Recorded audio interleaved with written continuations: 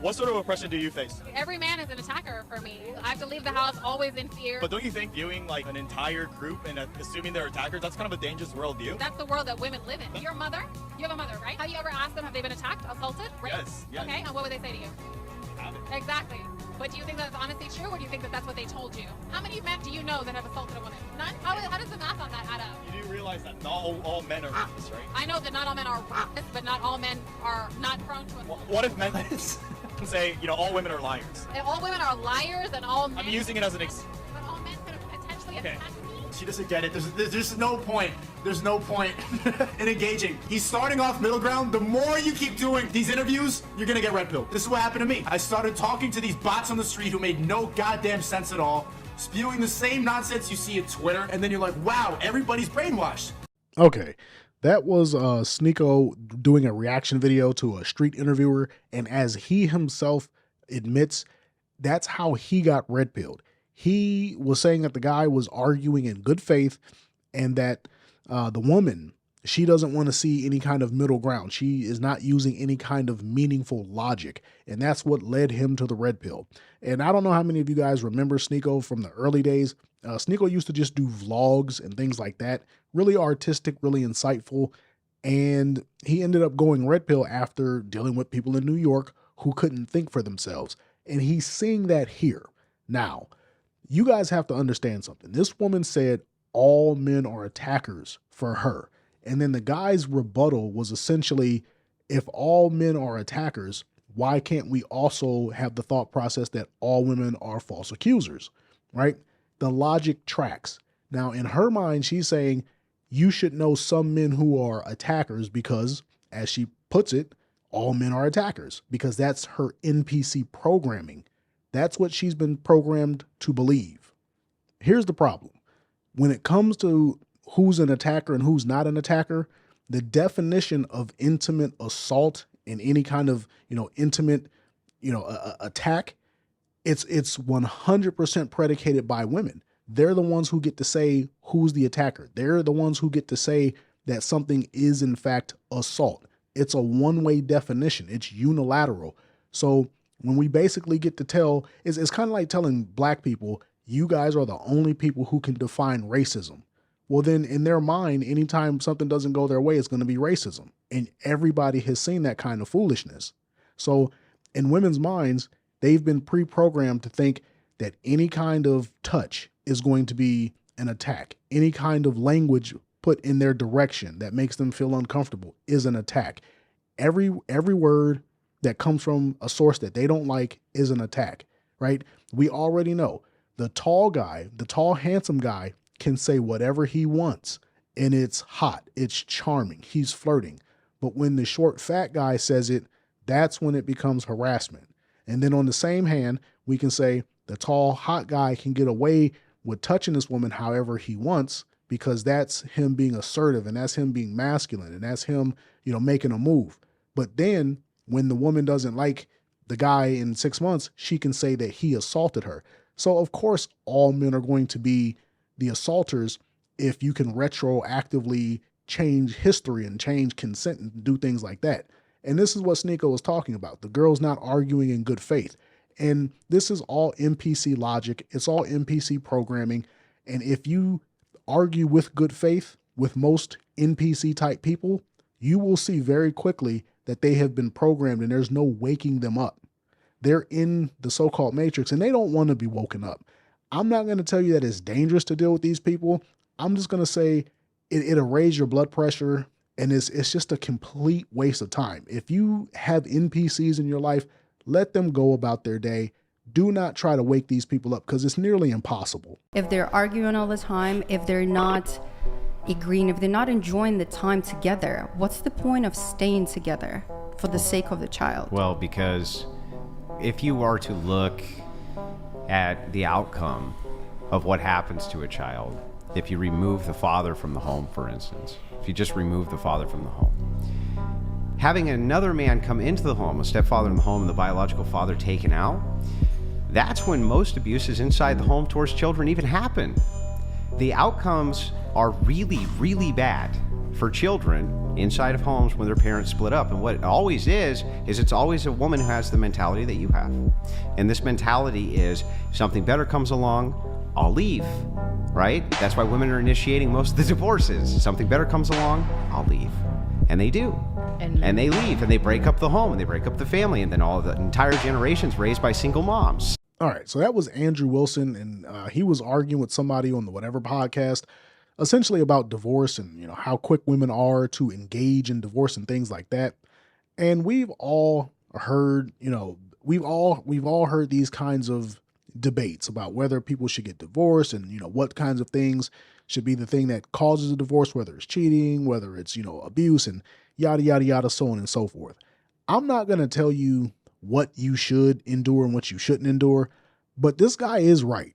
When it comes to a kid getting abused in a home, if there is a man in that house that isn't, you know, a part of the family biologically, like, you know, a stepfather, that percentage goes through the roof. Even if there's a mom, even if there's a stepmom, right? I've actually done a video on this channel about a stepmom deleting the stepdaughter because she had a beef with the biological mom, right? So you guys have to understand, when there is a step parent involved, the chances of abuse for that child go through the roof.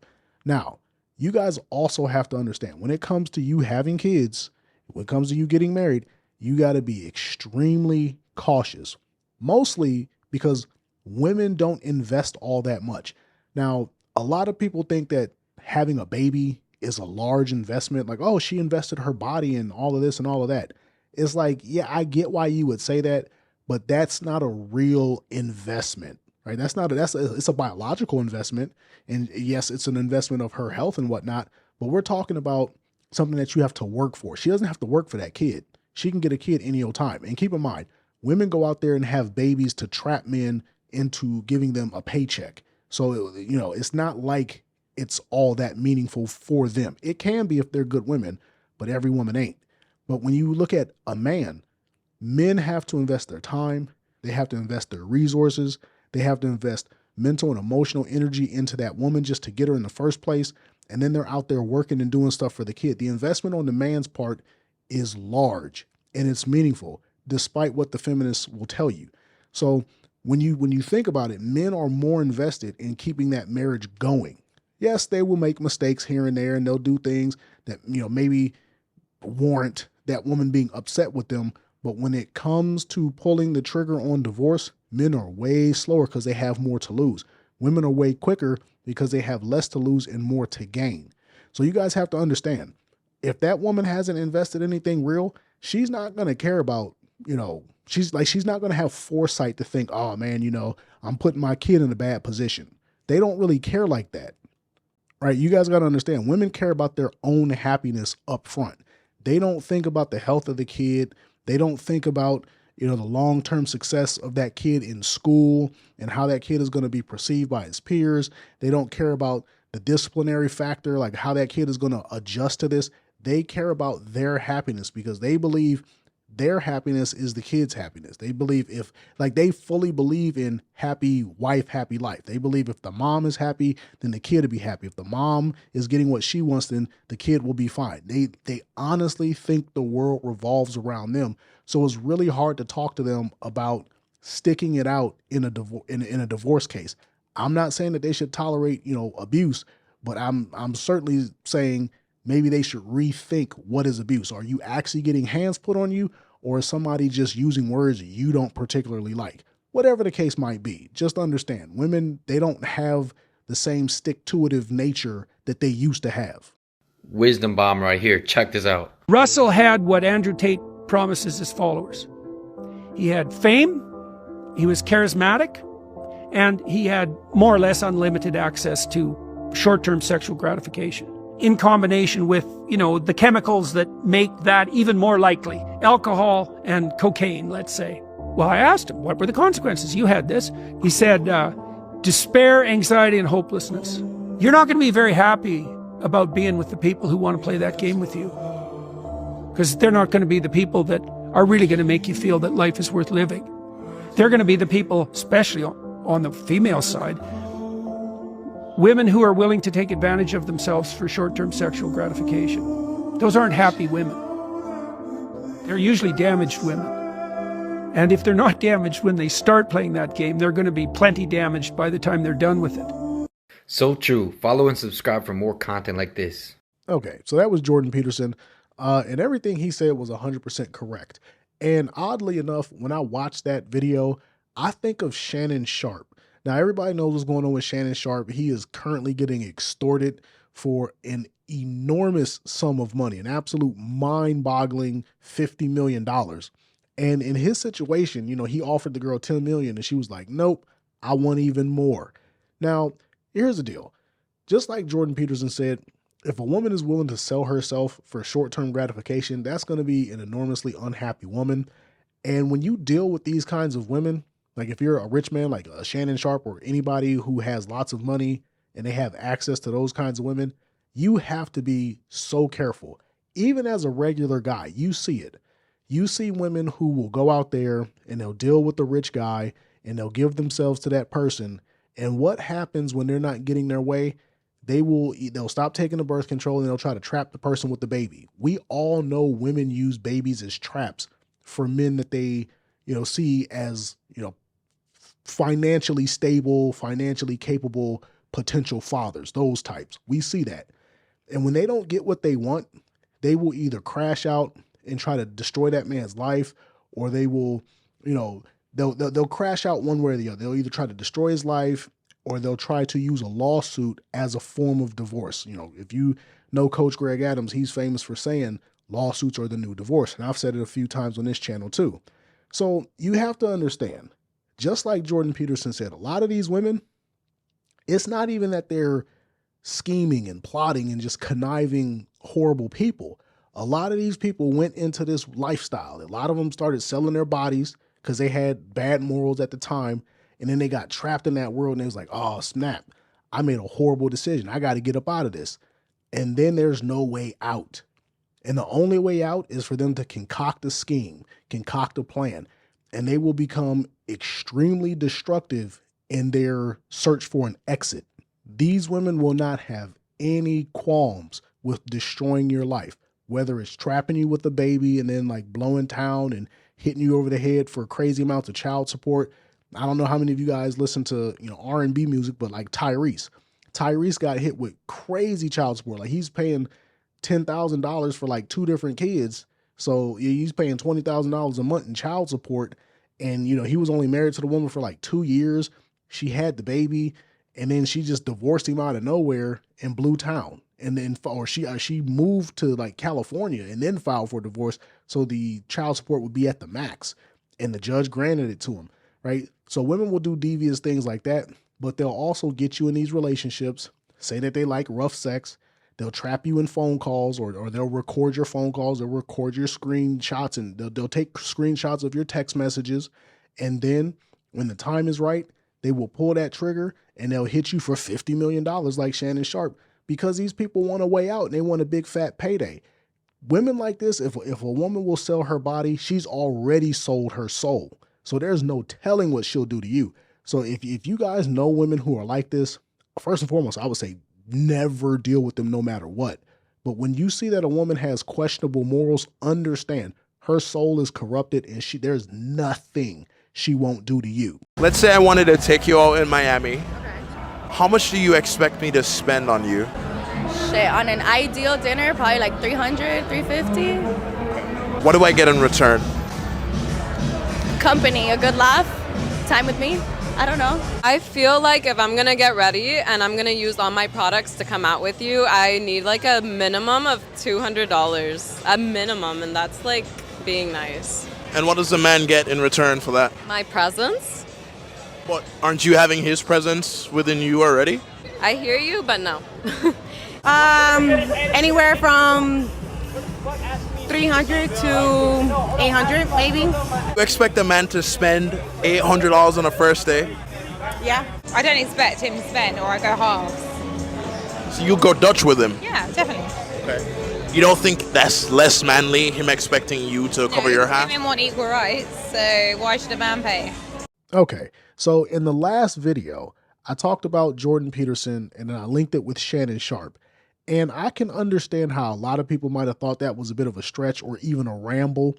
But if you look at this video and you look at you listen to what the second girl said, she said that if she spends all this time getting ready and she uses her products, which cost money, she uses her products and she comes out, she expects XYZ as a minimum date.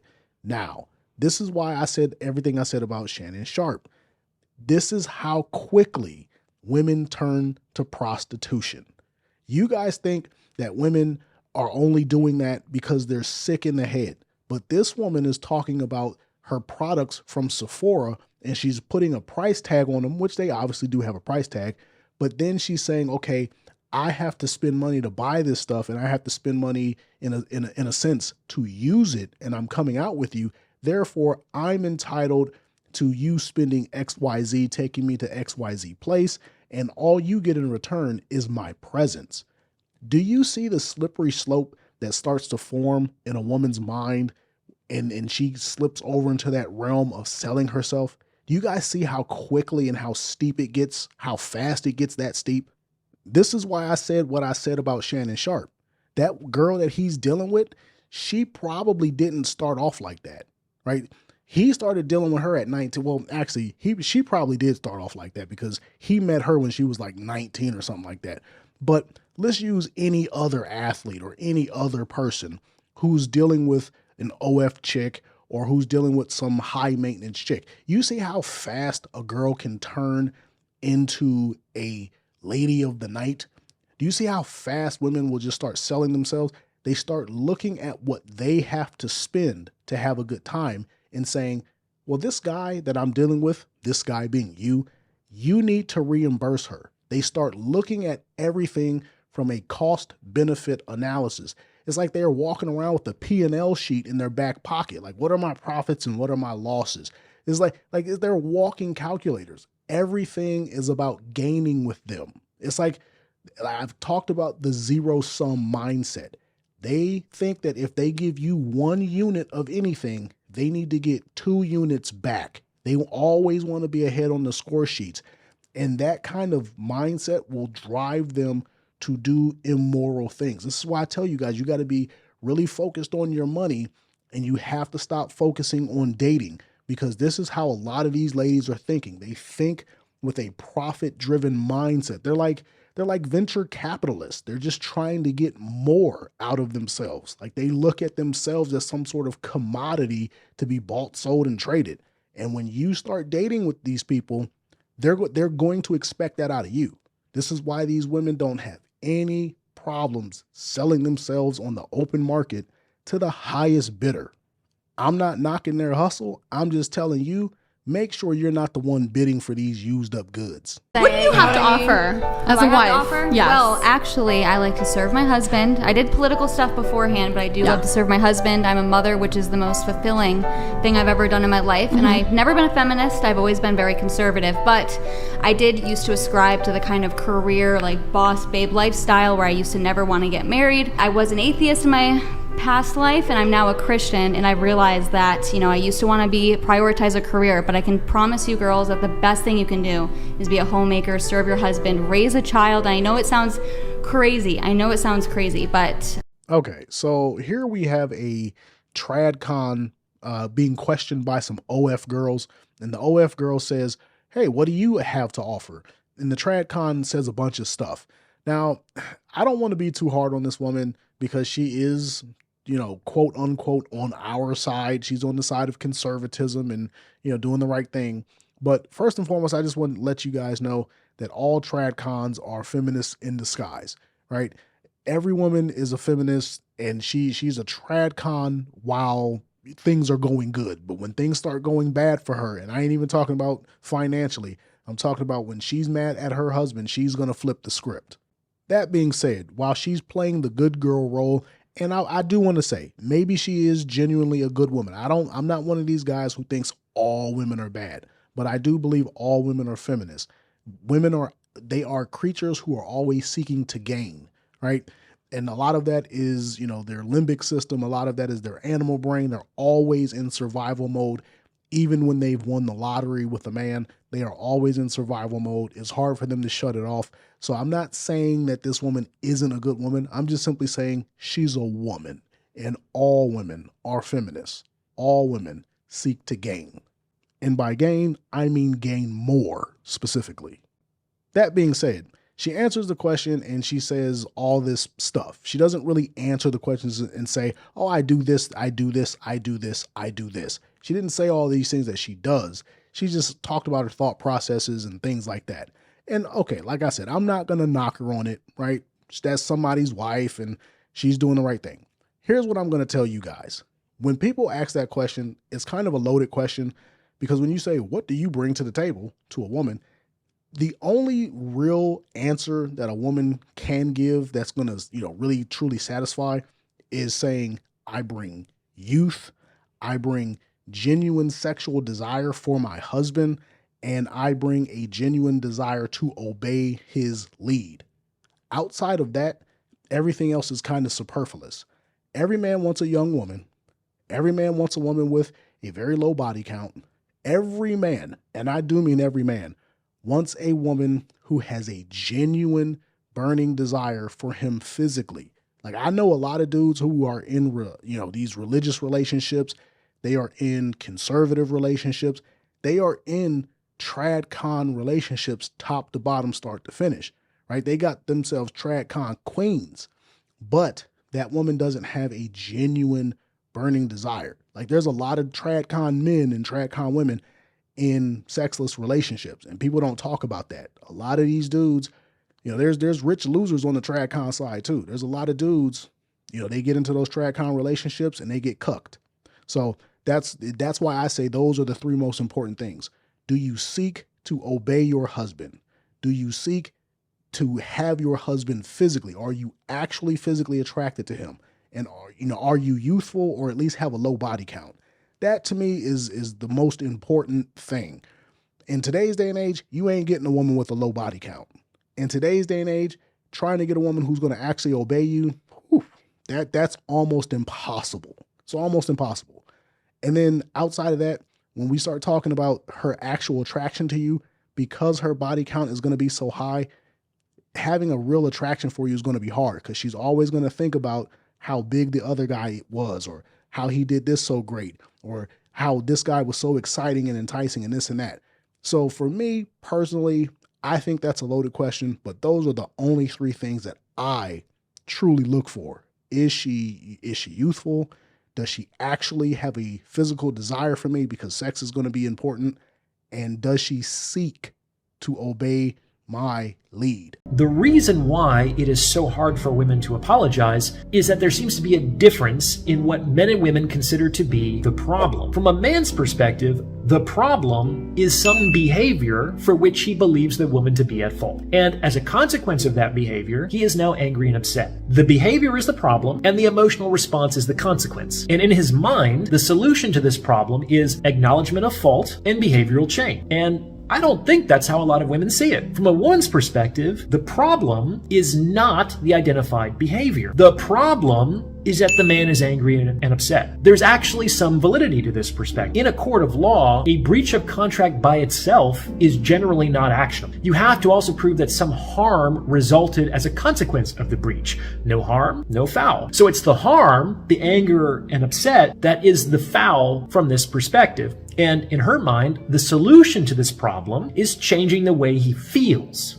Okay, so this guy said everything that he said, and everything that this man said essentially adds up to a lack of accountability. Women just want you to not hold them accountable no matter what they might do. Women are the kind of people, they'll go out there and they'll wreck your car and they'll get upset that you're upset. Like you told them, hey, there's potholes on road XYZ. Don't go down that road. Go down a different road. And because road XYZ is just quicker, they're going to go down that road. They're going to hit the potholes. They're going to bend your rim or break your axle. And then you're going to get mad because they didn't do what you explicitly told them to do. So what's going to happen is you get mad at them and then they'll get mad at you for saying what you say. And they'll say, well, aren't you glad that I'm not hurt? You should be more thankful that I'm not hurt, They'll try to flip it around on you, basically. They don't want to be held accountable no way, no how. That's why they're always going to take the more emotional approach to conflict resolution. They're gonna always make it about how you feel, because they're going to try to say that because you feel a type of way, you're going to take some sort of action. They're going to try to make you a threat based on how you feel in regard to their actions. It is what it is. The only way that you guys are going to solve this, the only way that you're going to actually be able to hold women accountable is if you're focusing on yourself. It has to be very, very clear that you have leverage, that you have options, that you have money, that you can get rid of her and get someone new. Women only do this when they know they can't be replaced. Or I should say they do this to a far higher magnitude when they know the man can't replace them, or when they know that you won't replace them. This is why I've been telling you guys, focus on money, not the women. The money, the achievements, the accomplishments, putting yourself in a better position in life, especially as the economy starts collapsing and interest rates go through the roof and stuff like that. You see that the student loan forgiveness is not about to happen. They're actually about to start garnishing people's wages. Women are going to start switching up just a tiny bit, and they're going to start seeking relationships, and they're going to start seeking men out. I'm telling you guys right here, right now, put yourself in the best position and be ready to get rid of these women. Don't tolerate women who aren't going to get on your program. When you try to tell a woman something and she hits you with some emotional mumbo jumbo, it can't be a debate. It's my way or it's the highway, right? I'm not telling you guys to be hateful and to be spiteful toward women or anything like that. I'm just simply telling you, for the last 40 years, at least since I was a kid, women have been told that they have no faults and that they can do no wrong, and that men are just supposed to allow all of their quirky, stupid behavior. Anything a woman does is supposed to just be accepted, and it's supposed to be laughed off, and it's not supposed to be that big of a deal. But I'm telling you, in 2025, you have to switch that up. And the easiest and fastest way to switch that up is showing women that you have leverage, that you have options, and that you are very quick on the draw to use those leverage and options. So put your money first, put your mission first, and don't allow them to blind you with the emotional bullcrap, because if you do, they 100% will.